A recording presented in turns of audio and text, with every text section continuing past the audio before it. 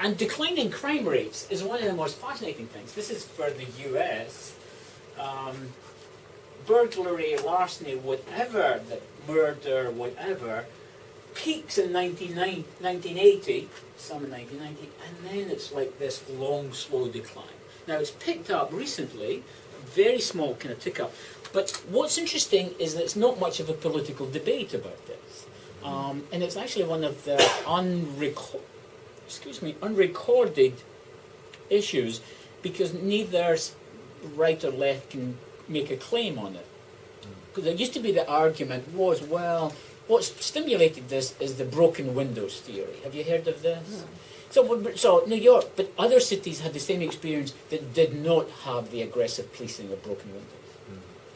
So you had a broken windows philosophy. So New York said if you jumped the turnstile for the metro, you would get stopped, because they reckoned that people who did that, tiny crime in the nature of things, what they did was they'd catch these people, check them, and something like about 15% of them were already, had criminal records and were breaking their probation.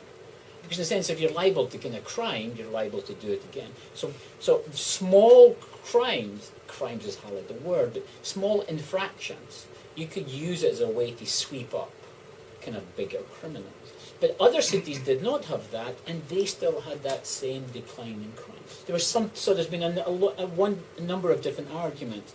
If anyone's read Freakonomics, one of the arguments is it relates to the greater ease of abortion in America. And so what happens is that women who previously would have had children that were born into difficult circumstance, higher probability of being involved in crime, especially, those are no longer around. Some evidence of that, and you kind of think that's kind of weird, isn't it? And so you kind of seems like really weird. But you can do some physical testing for it. It does have some kind of explanatory purchase.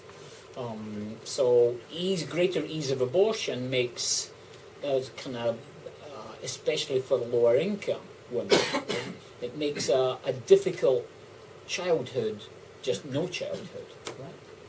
So that's one of the arguments anyway, but it's really not kind of quite convincing in a sense, because one of the things is you have declining crime rates all over.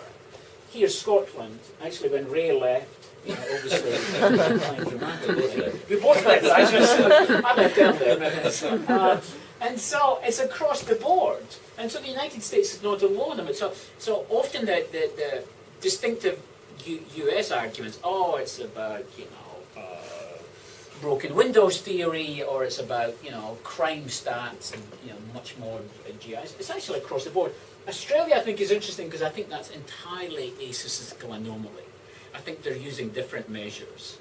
They've changed the measure of what was a crime. Because everywhere else, Scotland, Wales, Canada, even Sweden, and those guys never commit any crime. Good-looking, tall, blonde people. What do they need to, even the Dutch. So there's clearly something else happening. John, yeah. I guess these are national statistics. Do you have any indication about how there's differences in how this developed between the suburban Europes?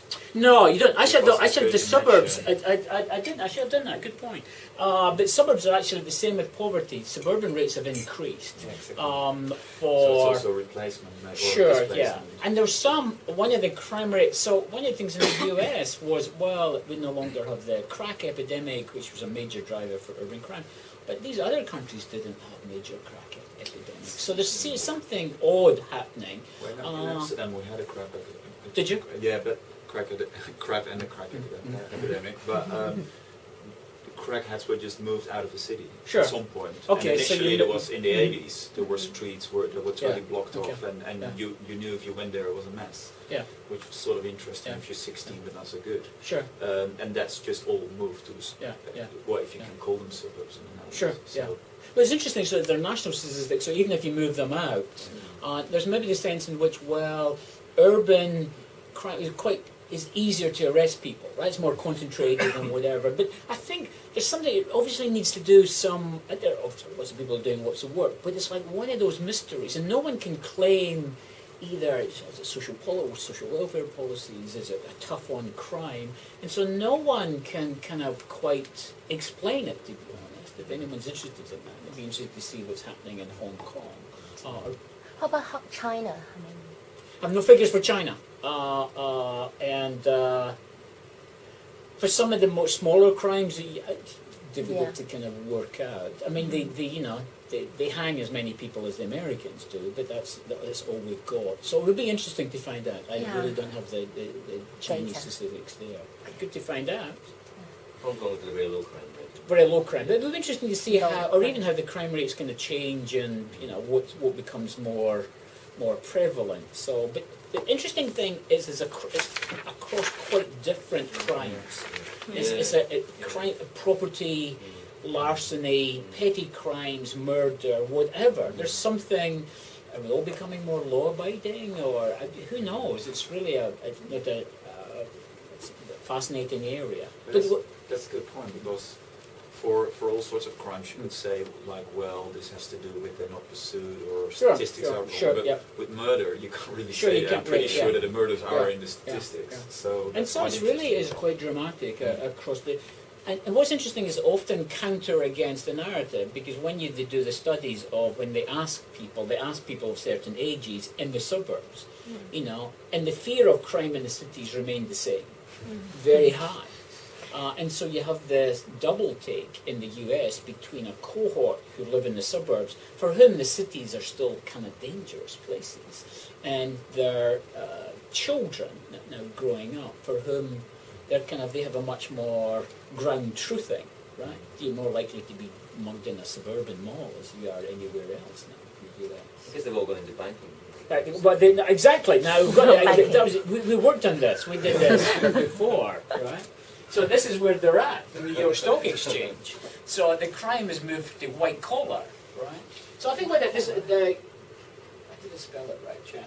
So that sense of a cognitive cultural capitalism, the sense of doing things like advanced producer services, fashion, design, advertising. And one of the things that all the economic theory tells us is for those creative cultural economies, and you can imagine financial services is to a certain extent a kind of, you're constructing narratives about the world, right? And Nigel Thrift's work is about these are epistemic communities where they're building up knowledge about how the world works.